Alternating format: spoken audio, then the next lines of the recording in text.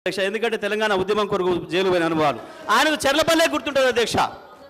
ఆయనకు అదే గుర్తుంటుంది అధ్యక్ష పాపం మళ్ళీ యాద్ చేసుకుంటున్నాడు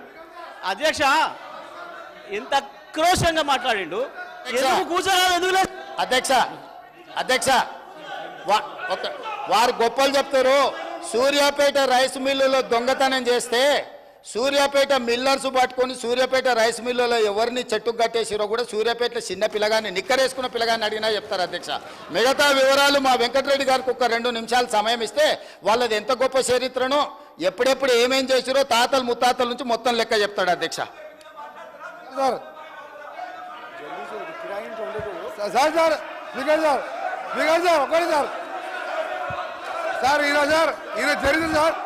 ఈయన చరిత్ర సార్ ఈయన గ్రామానికి చెందిన మదన్ మోహన్ రెడ్డి అని మాజీ సమితి ప్రెసిడెంట్ హత్య కేసులో A2 అధ్యక్ష అలాగే A2 అధ్యక్ష ఆ మర్డర్ కేసులో ఇంకో బుక్షమనే వ్యక్తి హత్య కేసులో ఈయన వీళ్ళ నాయన A6 A7 ఆ తర్వాత రామిరెడ్డి హత్య కేసులో A3గా ఉండి తడిపారు చేసిన మా జిల్లాకి వెళ్ళి 1 సంవత్సరం పాటు బహిష్కరించాడు పోతూ ఈ మర్డర్లు చేసి దోసపాటి గోపాల్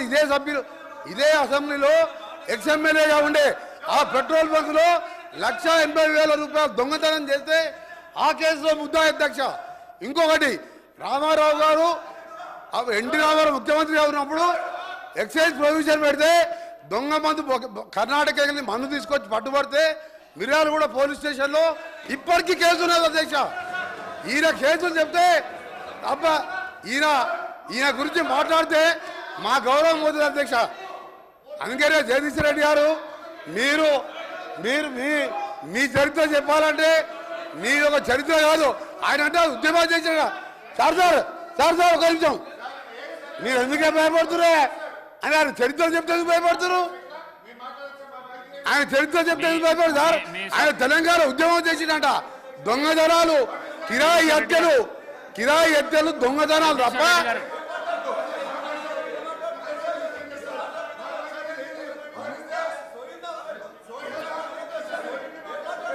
జగదీశ్వర్ రెడ్డి గారు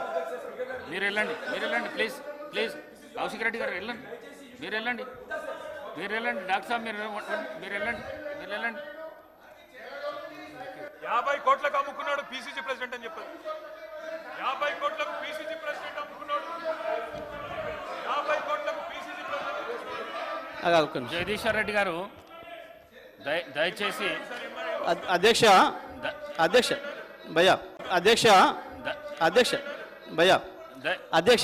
జగదీశ్వర్ రెడ్డి గారు ఆయన మాట్లాడిన ప్రతి అక్షరం రికార్డు నుంచి తీసేయాలి మీరు దయచేసి లేదు నేను కట్టుబడినా సార్ ఒక్కటే నిమిషం నేను చెప్తాను లేదు నేను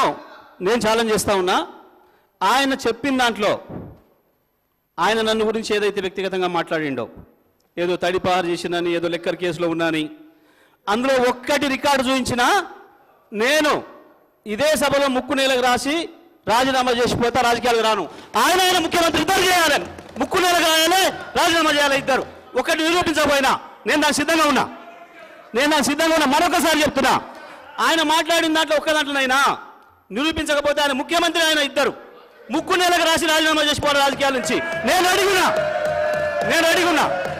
దీని మీద నిలబడాలి అధ్యక్ష దీని మీద నిలబడాలని చెప్తా ఉన్నా అయితేనేమో రికార్డు నుంచి తీసేయండి చెత్త మాటల్ని లేదు